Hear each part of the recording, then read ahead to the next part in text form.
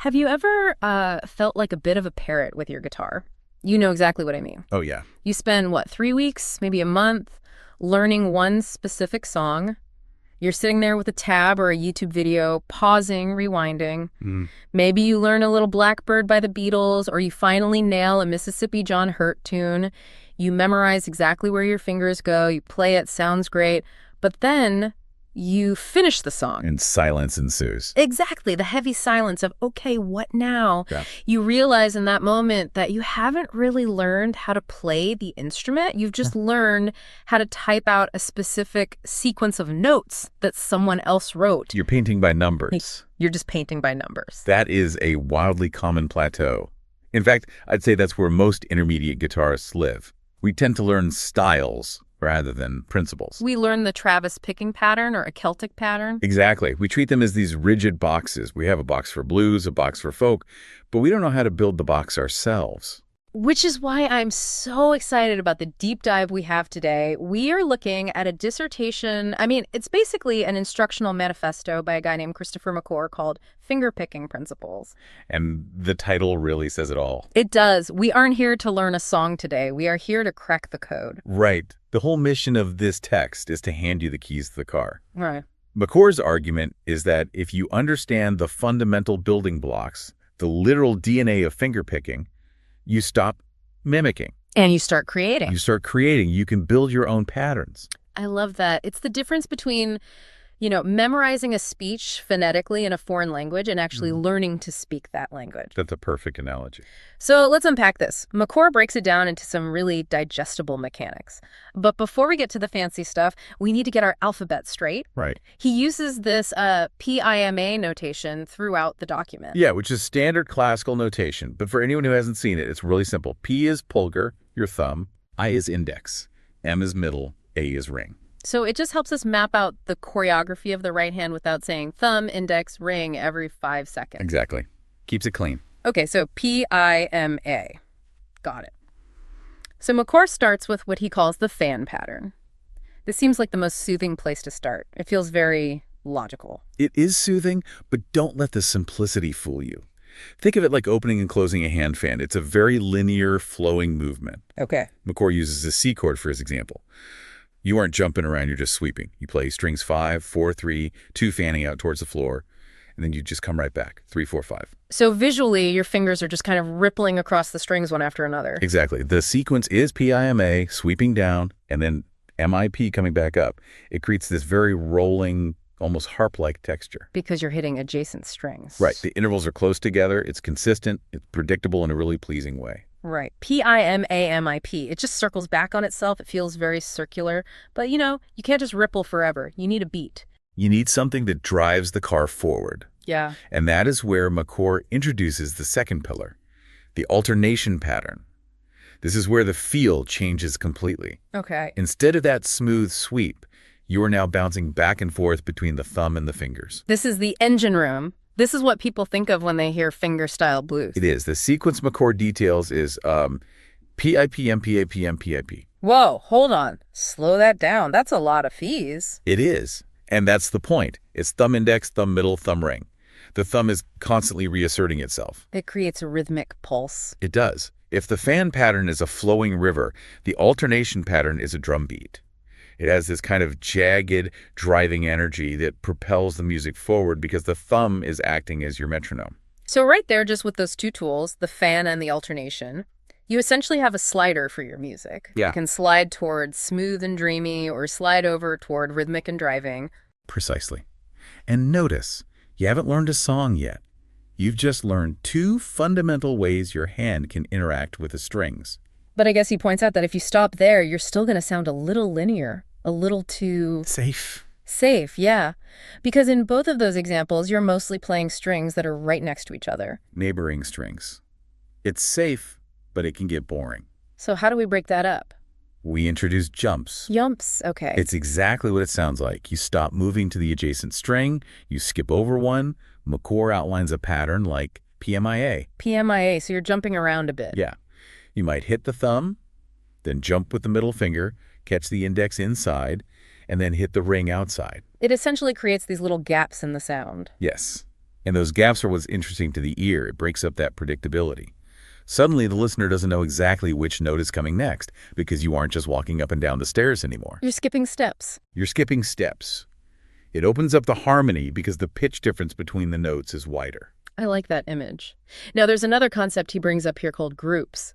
And this one really stood out to me. It feels like a cheat code for sounding like a pro. Groups is fascinating because it's mathematical, but it sounds incredibly fluid. The idea is to move across the strings in clusters. Macor uses groups of 3 fingers, P, I, and M. So thumb, index, middle.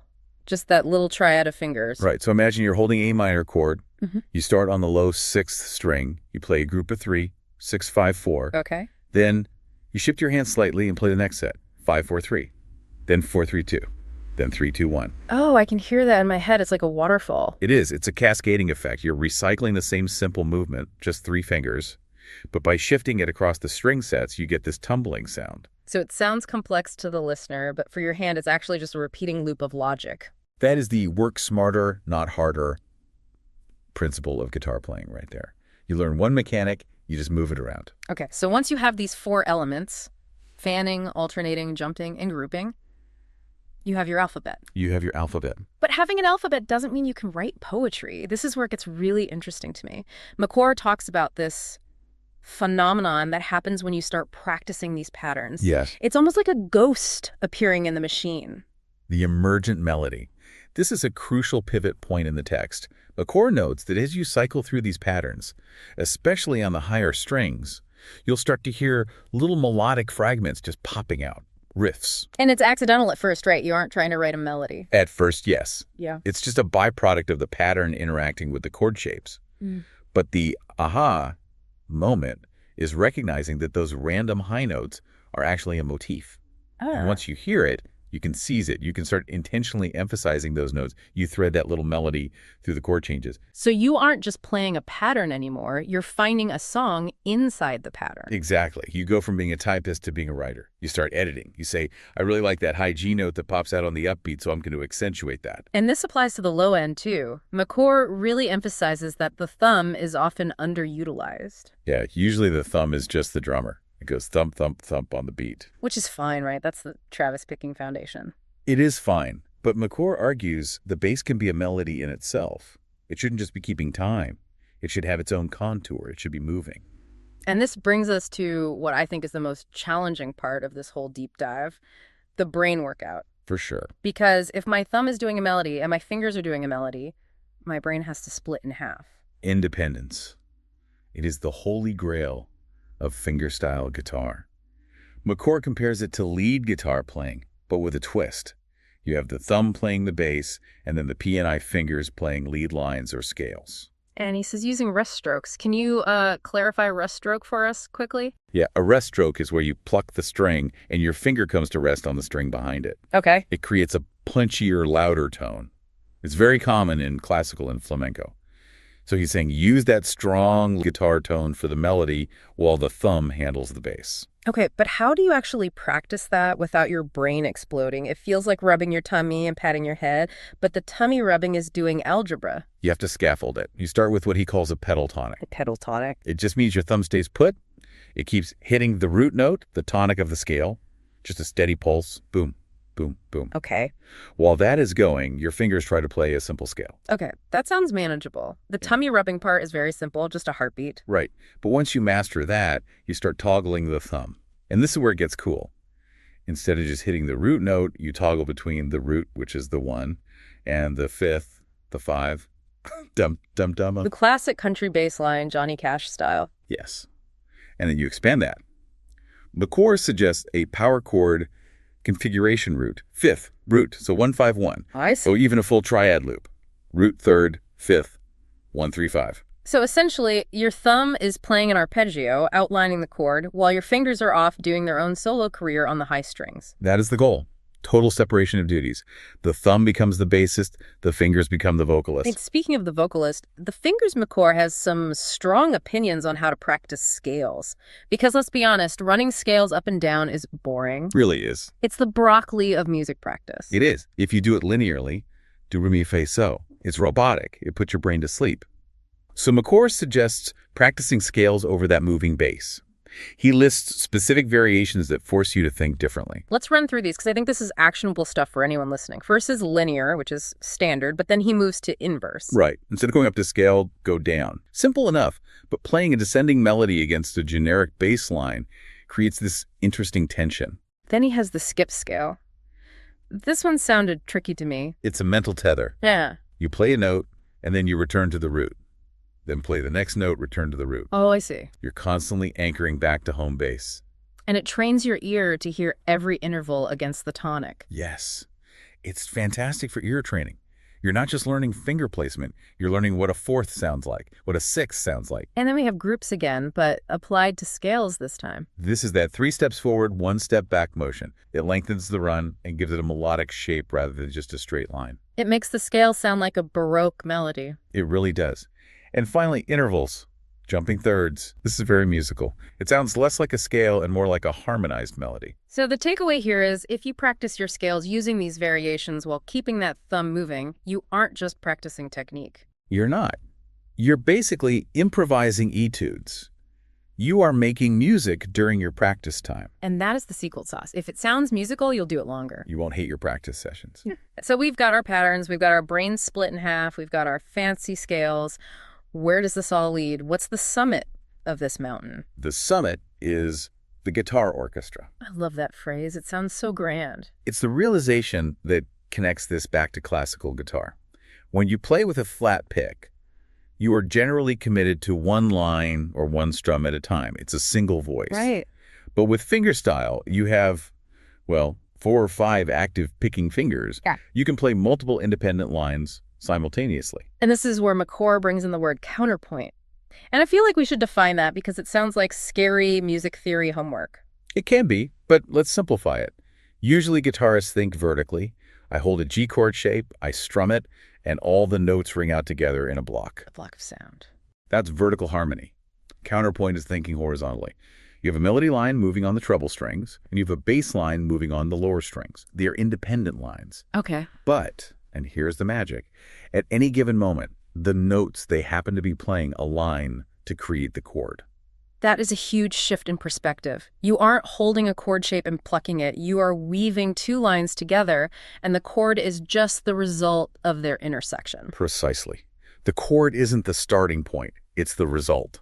Macor describes this as the bass and treble melodies lining up horizontally to create the harmony. That is the essence of the guitar orchestra. It is. You are conducting different sections, the cellos and the violins, at the same time. It really elevates the instrument.